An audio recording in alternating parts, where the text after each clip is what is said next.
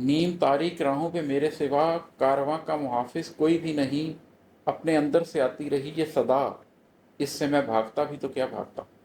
یہ پچھلے شعر کے تواتر میں ہی ہے کہ جب آپ پامال زمینوں کو چھوڑ کے نکل کھڑے ہوتے ہیں اور اپنے رستے خود بناتے ہیں تو پھر آپ کو بڑی تاریکی، بڑی تنہائی سے گزرنا پڑتا ہے۔ اندر کا سفر کوئی اتنا آسان سفر نہیں ہے، ایسا نہیں ہے کہ جیسے کوئی اگربتیاں جل رہی ہیں، لوبان کی خوشبو ہے اور آپ کسی سفید چاندنی پہ بیٹھے ہیں۔ یہ تو دشت و صحرا کا سفر ہے، یہ تو آپ کو اپنے اندر کا بنواس کاٹنا پڑتا ہے۔ تو جب آپ ان نیند تاریک راہوں پر نکلتے ہیں تو آپ کو احساس ہو جاتا ہے کہ کوئی بھی نہیں ہے اس کاروان کا محافظ، یہ جو اپنی ذات کے اندر میں ایک جہان لے کے پھر رہا ہوں، اس کی حفاظت مجھے خود ہی کرنی ہے، اپنی منزل تک مجھے خود ہی پہنچنا ہے۔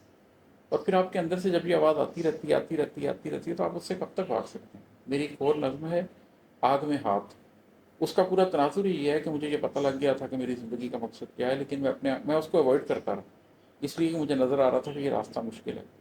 آپ اس کو سن سکتے ہیں، میں نے آلریڈی ریکارڈ کروائے ہوئے۔ لیکن آخر آپ کب تک بھاگیں گے؟ کسی نہ کسی دن پھر آپ کو احساس ہو ہی جاتا ہے کہ جو آپ کے اندر کی کالنگ ہے اس کو تو رپلائی کرنا ہی پڑے گا۔ آپ کے اندر سے جو آواز آ رہی ہے کہ تم نے کوئی بڑا کام کرنا ہے، وہ تو آپ کو کرنا ہی پڑے گا۔ تو آخر کار جب آپ کے اندر سے صدا آتی رہتی ہے تو پھر آپ سے بھاگ تو نہیں سکتے نا۔ تو نیند تاریک راہوں پہ میرے سوا کارواں کا محافظ کوئی بھی نہیں، اپنے اندر سے آتی رہی یہ صدا، اس سے میں بھاگتا بھی تو کیا بھاگتا۔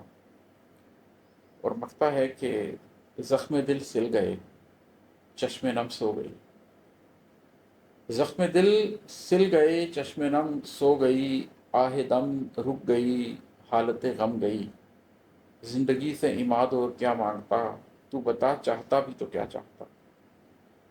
زندگی میں بڑے زخم ملتے ہیں انسان کو، اور اسے لگتا ہے کہ یہ زخم اب کبھی بھی مندمل نہیں ہوں گے، یہ گھاؤ کبھی بھی نہیں بھریں گے۔